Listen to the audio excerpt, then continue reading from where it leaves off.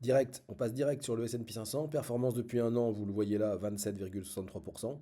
C'est ce qu'on regarde tous les mois avec mes clients pour savoir si on est bien positionné sur le meilleur élève de la classe. Et c'est le cas. Voilà, petite parenthèse très rapide. Si vous n'avez toujours pas ce placement-là, il vous manque gravement quelque chose. Je vous mets tout ce qu'il faut dans la description pour le mettre en place. Ensuite, on va aller voir la une des échos. La une des échos, qu'est-ce qu'il y a? Qu'est-ce qu'il y a? Qu'est-ce qu'il y a? Qu'est-ce qu'il y a? Il y a ça. Il y a le marasme en France avec un Premier ministre, mais alors je crois que j'ai encore, j'ai encore la nausée. Mais oui, j'ai la nausée. On a encore un mou à la tête de l'État et on ne sait pas où on va aller. Tout le monde a peur. Le patronat, les syndicats. Bon, bref, la France est pas bien. Ils préfèrent s'occuper de la ville de Pau que de notre pays et c'est inquiétant. Mais on va pas s'attarder là-dessus, même si c'est important. On va aller voir donc ce qui se passe pour les exilés. Ça tombe bien qu'il y ait eu cet article-là parce que franchement, ça donne envie de se barrer. Franchement, parce que c'est pas du tout dans mon caractère, mais ça donne envie de partir, quoi. Quand on voit la manière dont on est géré, mais vraiment, comment c'est possible bref, bon. Donc, les questions qu'on peut se poser, c'est effectivement, bah, voilà, comment on fait pour devenir exilé fiscal. Donc, on va voir l'article ensemble. L'instabilité politique et économique, la frénésie fiscale qui s'est emparée des parlementaires de tous bords relance la tentation de l'expatriation. Eh bah oui, mais c'est à cause d'eux.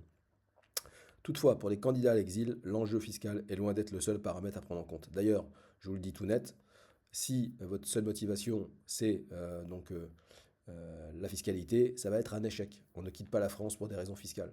D'accord. On quitte la France pour des projets professionnels, personnels, voilà, pour de l'aventure. Mais si c'est pour la fiscalité, un jour, et ça, lisez toutes les études ou les personnes qui sont concernées, un jour vous allez revenir en France. Donc autant ne pas la quitter et s'accrocher et lutter. C'est comme ça qu'on dit. Ensuite, donc c'est Anne-Sophie Villon, et on la remercie, qui nous écrit cet article-là. Donc quitter son pays pour aller vivre, travailler ou passer sa retraite à l'étranger se décide rarement sur un coup de tête. Toutefois, des contextes particuliers font effet d'accélérateur de la tentation de s'exiler.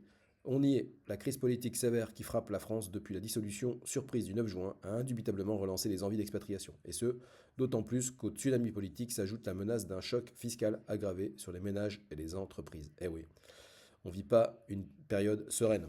Je vais augmenter un peu la taille de la police. Voilà. Dès l'annonce de la dissolution, des spécialistes de l'ingénierie patrimoniale ont reçu des appels anxieux de leurs clients. Pour échapper à une politique fiscale jugée confiscatoire, certains évoquent l'option de l'expatriation. D'autres ont pensé aussi à l'option assurance vie luxembourgeoise. Donc on a vu déjà dans des vidéos, si vous faites l'historique de la vidéo, que ce n'était pas forcément adapté. En tout cas, il faut regarder.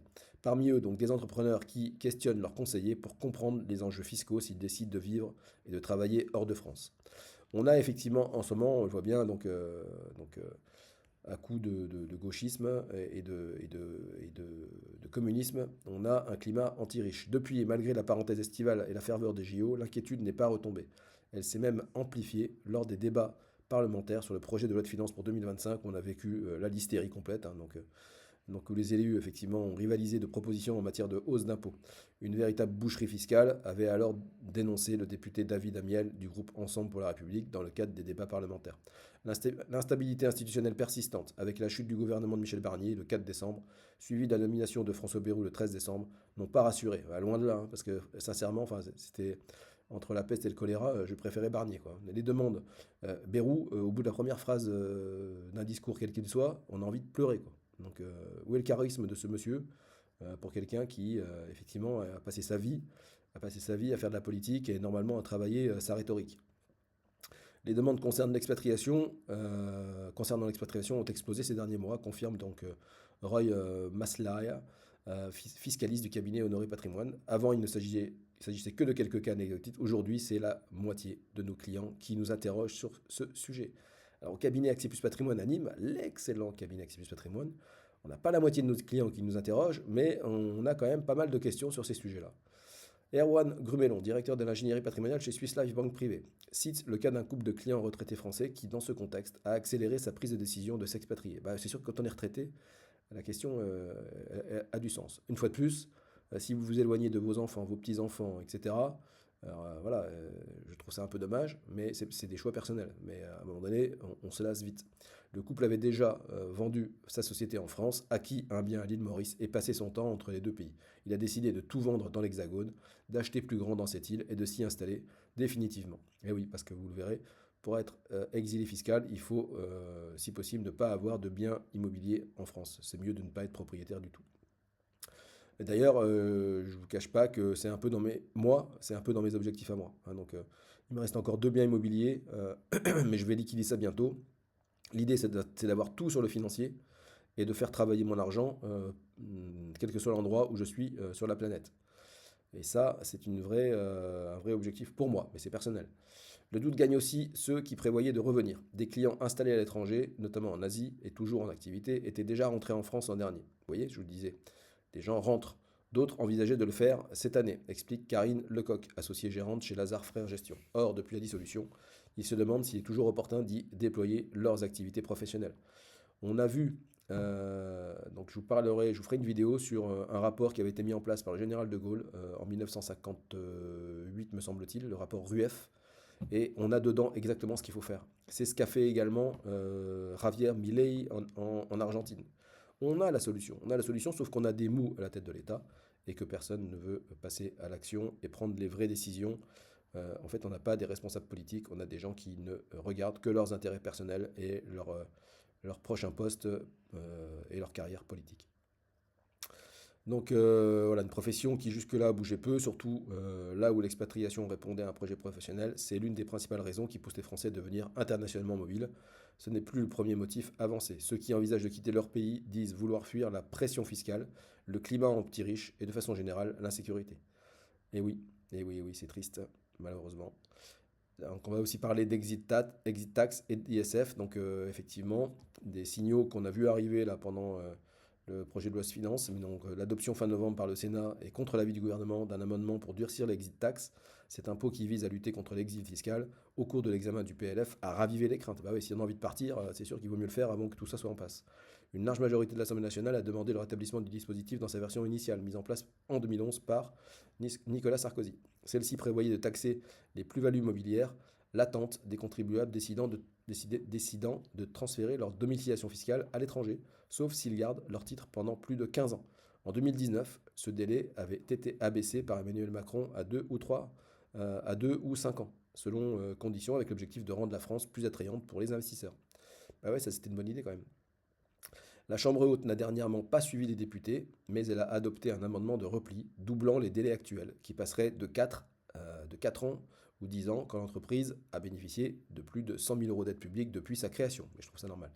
Le budget 2025 ne sera très probablement pas voté avant le 31 décembre 2024, mais le signal donné est dissuasif. Ne faudrait-il pas partir maintenant, alors que les règles vont probablement se durcir? Ceux qui s'apprêtent à vendre leur entreprise dans les 2 ou 5 ans et qui envisagent l'expatriation ont effectivement intérêt à étudier la question avant un possible alourdissement de cette taxe, estime Karine Lecoq. On a effectivement des cas comme ça au cabinet. Un message qui fait écho, effectivement. Donc, comme le note Roy Maslaya, le pôle exit tax du Centre des impôts des non-résidents, à qui nous envoyons les dossiers de nos clients, a considérablement rallongé ses délais de traitement depuis juin. Ils sont débordés. De 3 semaines auparavant, il faut maintenant compter plus de 2 mois pour avoir une réponse. Donc là aussi, bonjour l'efficacité. Une notaire installée sur la côte d'Azur à Cannes atteste également du ras-le-bol fiscal de plusieurs dirigeants d'entreprises importantes implantées dans la région qui réfléchissent à partir de France. Et malheureusement, c'est vraiment très triste. Au-delà de l'exit tax, remarque aussi Karine Lecoq, ce qui est extrêmement mal vécu et cristallise toute l'exaspération des clients qui nous questionnent sur l'expatriation, c'est le risque d'un retour de l'ISF. Un an de préparation dans quoi? Donc on va voir, la fiscalité ne doit pas cependant être la seule motivation pour quitter son pays, c'est ce que je vous disais. Donc quand des clients se disent prêts à partir pour des raisons fiscales, j'ai notamment le cas dans une opération de cession d'entreprise où l'un des associés se pose la question, rapporte Erwan Grubellon, je réponds, le sujet n'est pas de partir là où vous payez le moins d'impôts, mais là où vous voulez vivre et faire votre vie. Hein, donc voilà, l'idée c'est de vivre heureux, c'est pas de vivre le moins fiscalisé. Donc s'expatrier nécessite de comprendre tous les enjeux complexes de ce type de choix, l'aspect psychologique n'étant pas le moindre. Se faire aider par des experts en France et dans le pays de destination est un préalable. Schématiquement, le candidat à l'expatriation doit commencer pour lui et, si c'est le cas, pour ceux qui l'accompagnent, conjoints, enfants, par l'obtention d'un visa, avant de se préoccuper des problématiques de couverture sociale, de retraite et d'immobilier. Alors là, il y a voilà, un petit graphique donc, qui vous montre les motifs de départ. On voit que ce qui arrive en tête, et c'est rassurant, c'est donc pour les femmes l'envie d'une nouvelle aventure humaine et familiale en 49%, et pour les hommes c'est 32%. Et chez les hommes, la plus grosse motivation, c'est une meilleure qualité de vie. Voilà. Je vous laisserai découvrir les autres motifs. Sinon, la vidéo va être trop longue. Voilà, pour sécuriser au maximum son départ sur le plan fiscal, il est conseillé de ne plus avoir de lien avec la France. C'est ce que je vous disais tout à l'heure, notamment de lien avec l'immobilier, précise Erwan Grumelon, notamment concernant les biens immobiliers. Il ne faut pas garder de résidence principale ni secondaire et ne plus passer de temps dans l'Hexagone. Autrement dit, au sens de l'administration fiscale, ne plus y avoir d'intérêt économique. Pour éviter les très mauvaises surprises de l'expatriation, il faut s'y préparer en avance, au moins 6 mois, voire un an, dans l'idéal, avant le départ, recommande Alix Carnot, directrice associée d'Expat Communication. C'est sûr qu'on ne décide pas de quitter la France comme ça en un mois ou deux, parce qu'on a une crème en tant que Premier ministre qui est venue nous, nous dégoûter. On est quand même assez dégoûté de tout ça. Mais on lâche rien, on continue de s'informer, de se former, de placer son argent là où il faut.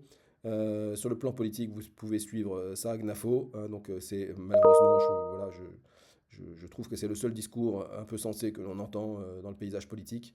Et voilà, je vous recommande de la suivre sur les réseaux sociaux. Vous verrez que tout ce qu'elle dit est cohérent, objectif et logique. À très bientôt.